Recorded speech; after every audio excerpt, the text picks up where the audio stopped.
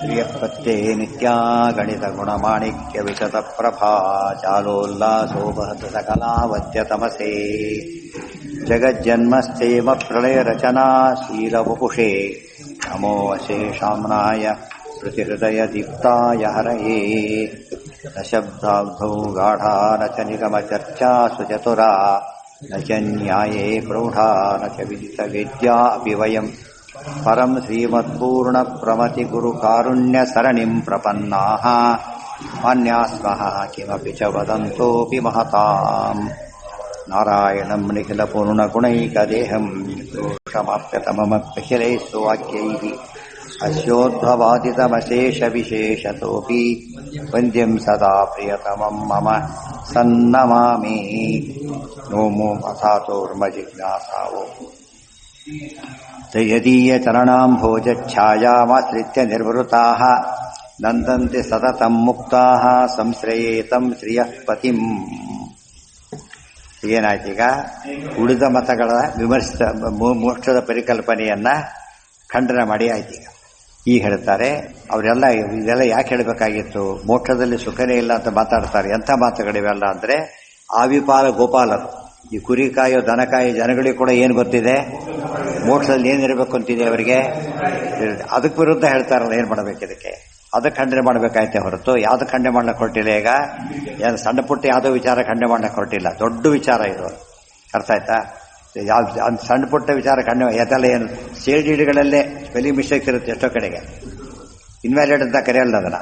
ಯಾವ್ದು most important ಅದರಲ್ಲಿ title schedule ಹೆಚ್ಚು ಕಡಿಮೆ ಆದರೆ ಭಾರಿ ಪ್ರಾಬ್ಲಮ್. ಉಳಿದ್ರಲ್ಲಿ ಎರಡೋ ಬರೆದಿರ್ತಾರೆ, ಕೆಲವು ಓದಕ್ಕೂ ಆಗಲ್ಲ ಕೆಲವರು. ಇವತ್ತು ಪುಣ್ಯ, ಹಿಂದೆಲ್ಲ ಓದಿ ಅಕ್ಷರ ಬರೀತಿದ್ರಲ್ಲ, ಈ ಉಳಿದ ಇವತ್ತಿಗೂ ಅರ್ಥ ಆಗಲ್ಲ ಓದಿದ್ರು ಕೂಡ. ಅದು ಬರೆಯೋದು ಗೊತ್ತು ಇವರಿಗೆ ಅಷ್ಟೇ, ಅದು ಗೊತ್ತಾಗೋದು ಕೊನೆಯ ಹೆಸರು ಈ ಹೆಸರು ಅಷ್ಟೇ. ಅದಕ್ಕೊಂದು ಬೆಲೆ ಇದೆ. ಇವತ್ತು ಇಂಗ್ಲೀಷ್ ಬರ್ದಿವ್ರು ಇಂಗ್ಲೀಷಲ್ಲಿ ಬರೆದ್ರೆ ಹೇಗೆ ಗೊತ್ತಾಗೋದಿಲ್ಲ, ಬೋಡಿ ಅಕ್ಷರ ಹಾಗಿರ್ತಿತ್ತು. ತಪ್ಪು ಸರಿ ಪ್ರಶ್ನೆ ಇಲ್ಲ ಇಲ್ಲ, ಇದು ಸರಿ ಎರಡು ಸರಿ ಇರಬೇಕು. ಅದೆಲ್ಲ ಖಂಡನೆ ಮಾಡಕ್ಕೆ ಹೊಟ್ಟಿಲ್ಲ ಅಂತ ಆಚಾರ ಹೇಳ್ತಾರೆ. ತುಂಬಾ ಜನಕ್ಕೆ ಒಂದು ಭ್ರಾಂತಿ ಇರ್ತದೆ, ಆಚಾರ ಉಳಿದವರು ಭಾರಿ ಬೈತಾರೆ, ಹಾಗೆಲ್ಲ ಮಾಡಿಲ್ಲ. ಎಲ್ಲಿ ತಪ್ಪು ಹೇಳಿರ್ತಾರೋ ಅದು ಅತ್ಯಂತ ಮುಖ್ಯವಾದ ವಿಷಯ ಆಗಿರುತ್ತೆ, ಅದಕ್ಕೆ ಖಂಡನೆ ಮಾಡ್ತಾರೆ ಹೊರತು ಬೇರೆ ಅದಕ್ಕಲ್ಲ. ಟೀಕಾರ ಬರೆದ್ರೆ ಅದನ್ನ ಗೊತ್ತಾಯ್ತಾ. ಯಸ್ಮಾನ್ ಮೋಕ್ಷದ ವಿಚಾರದಲ್ಲಿ ಸುಖ ಇದೆ ಸುಖ ಇಲ್ಲ ಅನ್ನೋದೇ ಸಣ್ಣ ವಿಚಾರನ ಅದು, ಗೊತ್ತಾಯ್ತಾ. ಸಾಧ್ಯನೇ ಇಲ್ಲ. ಏನಾಗಿರ್ಬೇಕದು ಮೋಕ್ಷ ಪುರುಷಾರ್ಥ. ಅದು ಪುರುಷಾರ್ಥದ ಬಗ್ಗೆ ತಪ್ಪು ಮಾಹಿತಿ ಕೊಟ್ರೆ ಸಾಧನ ಎಲ್ಲ ಬಿಡಿಯುತ್ತಾಗ ಮೀನಿಂಗೇ ಇಲ್ಲ. ಹಾಗಾಗಬಾರ್ದು. ಇದಾನಿ ದೇವ್ರ ಬಗ್ಗೆ ಆಚಾರ್ಯರು ತಾವು ದುರ್ಗುಣವಾದ ಖಂಡನೆ ಮಾಡಿದರು. ಯಾಕೆ ಖಂಡನೆ ಮಾಡ್ತೀರಿ ಅಂದರೆ ದೇವ್ರ ಬಗ್ಗೆ ಅದು, ಅವ್ರವ್ರ ಬಗ್ಗೆ ಅಲ್ಲ. ದೇವ್ರ ಅನಂತ ಗುಣಪೂರ್ಣನ ಬಗ್ಗೆ ಒಂದು ಗುಣ ಇಲ್ಲವನು ಅಂತ ಕರೆದ್ರೆ ಅದು ನ್ಯಾಯ ಸಲ್ಲಿಸ್ತಾ ಲೆಕ್ಕನ. ವಿರುದ್ಧ ಆಗಲಿಲ್ಲ 90 ಬಂದವನಿಗೆ ನೀವು 98 ಹಾಕಿದ್ರೆ ಅಪರಾಧ. ಅದು ಒಂದು ಮಾರ್ಕಿ ಎಷ್ಟೊತ್ತೊಂದು ರೇಟೋಟಲ್ ಹೆಚ್ಚು ಕಡೆ ಬಂತು ಅಂತ ತಿಳ್ಕೊಳ್ಳಿ, ಬಾಯಲ್ಲಿ ತಪ್ಪು ಮಾಡಿದ್ದಾನೆ ಅಂತ ಅರ್ಥ. ಅಪರಾಧ ಒಂದಲ್ಲ, ಅನಂತ ಗುಣ ತಪ್ಪು ಮಾಡಿರೋದು ಇವರು. ದೇವರಿಗೆ ಯಾವ ಗುಣನೂ ಇಲ್ಲ. ಅರ್ಥ ಆಯ್ತಾ? ಅಂದ್ರೆ ಇದು ಸಣ್ಣ ತಪ್ಪ ಇದು. ನೀವು ಒಂದೆರಡು ಮಾತು ಬೈದ್ರೆ ಸಿಟ್ಟಾಗ್ತೀರಿ, ದೇವ್ರು ಇಷ್ಟು ಬೈದ್ರೆ ಸಿಟ್ಟಾಗ್ತಾ ಇರ್ತಾರೆ, ಅದು ಬೇಜಾರಾಗುತ್ತಾ ಇಲ್ವಾ? ಅದು ಖಂಡನೆ ಮಾಡಿದ್ದಾನೆ. ಔದಾರ್ಯ ಮುಚ್ಚ ಈಗ ಹೇಳ್ತಾರೆ.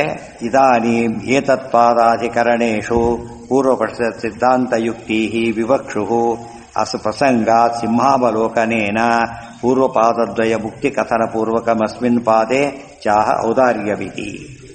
ಇದಕ್ಕೇನಂತ ಕರೀತಾರೆ? ಪೂರ್ವಪಕ್ಷ ನ್ಯಾಯ, ಸಿದ್ಧಾಂತ ನ್ಯಾಯ ಅಂತೇಳಿ.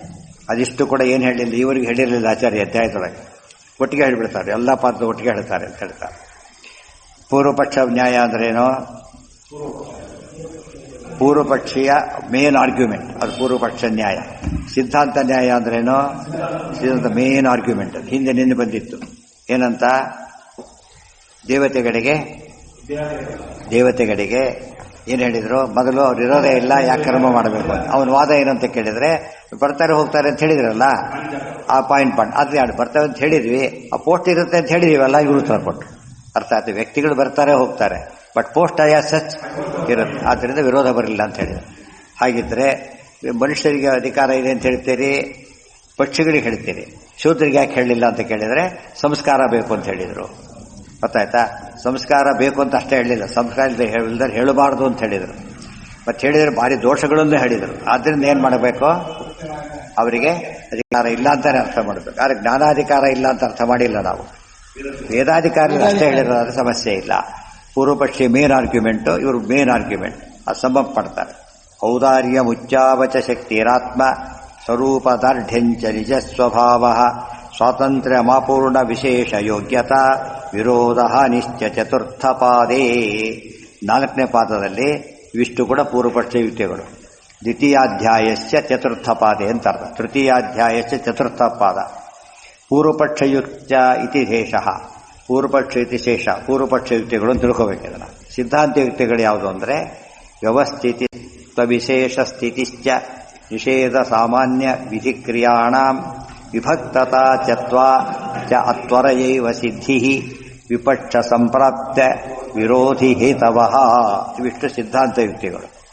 ಅದೇ ರೀತಿಯೇ ಸುಶಕ್ಯತಾ ಶಶ್ವತತಿ ಪ್ರಸಿದ್ಧಿ ವಿವೇಕ ವಿನ್ಯಾಸ ವಿಚಾರ ಸಂಜ್ಞಾ ನಾನಾ ಪ್ರವೃತ್ತಿ ಕೃತಕೃತ್ಯತಾ ಚ ವಿಪಕ್ಷ ತರ್ಕಾ ಸಮತೀತ ಪಾದೇ.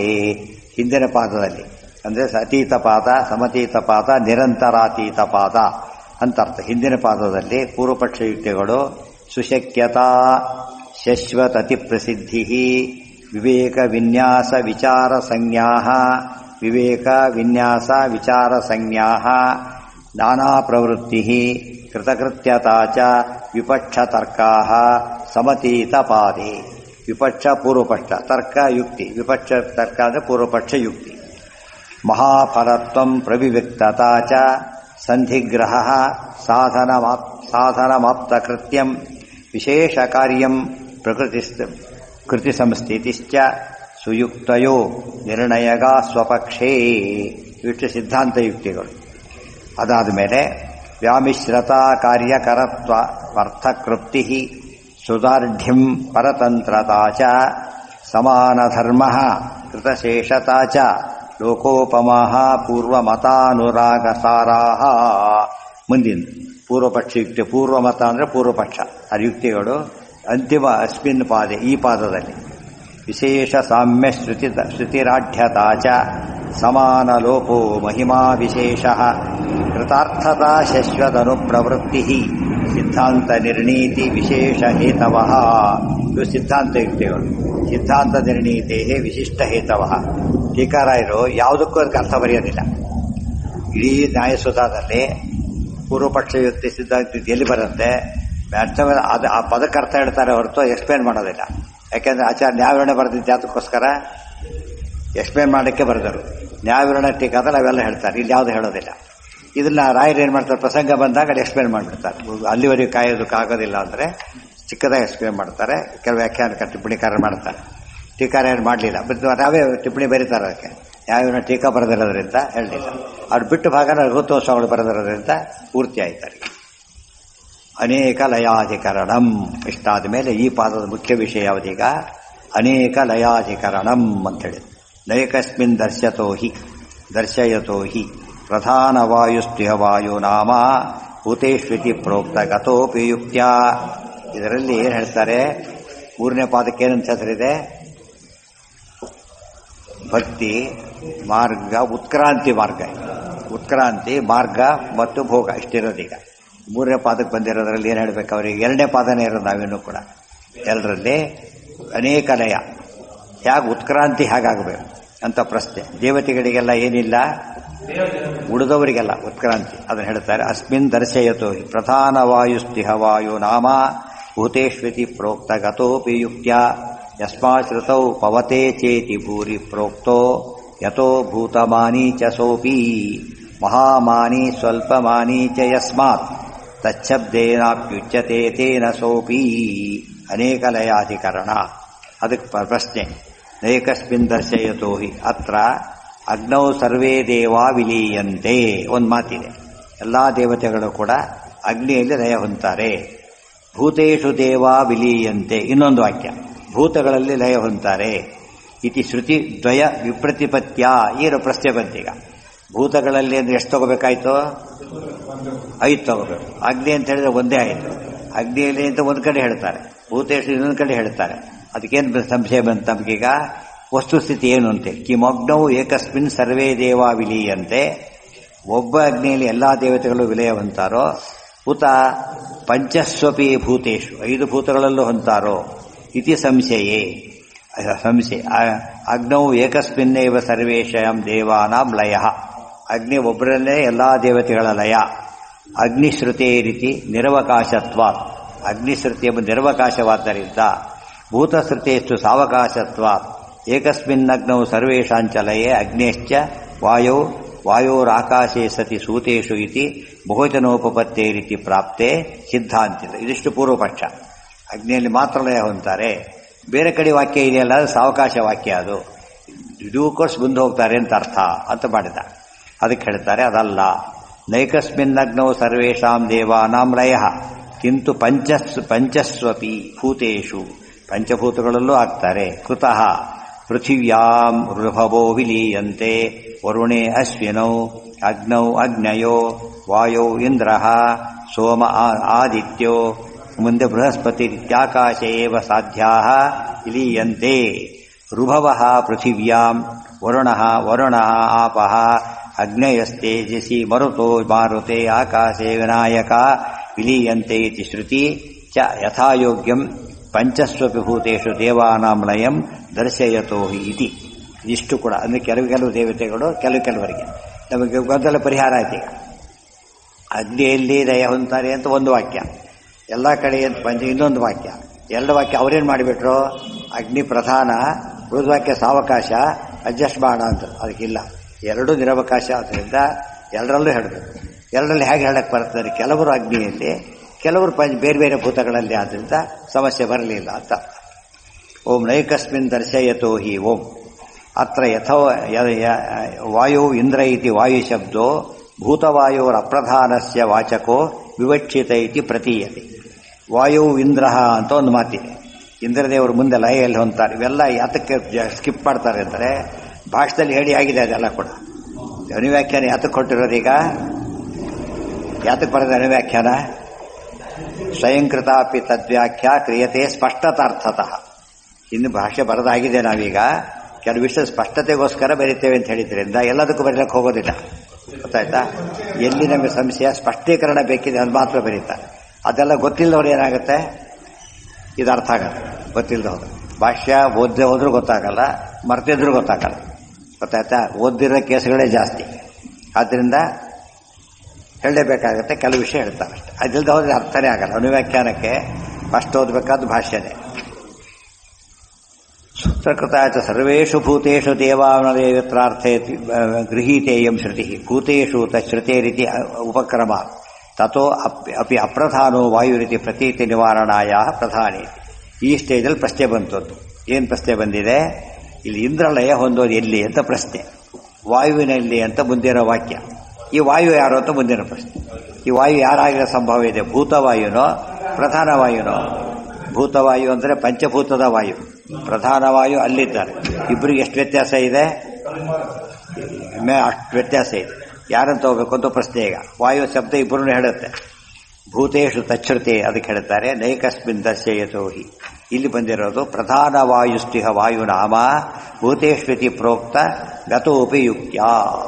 ಇಲ್ಲಿ ಭೂತೇಶು ಅಂತ ನೋಡೋದಕ್ಕೆ ಅನಿಸಿದ್ರು ಕೂಡ ಆ ಯುಕ್ತಿನ ಮೀರಿಬಿಟ್ಟು ಏನು ಹೇಳಬೇಕಿಲ್ಲಿ? ಇಂದ್ರದೇವರು ಪ್ರಧಾನವಾಯು ಅಂತಲೇ ಹೇಳಬೇಕು.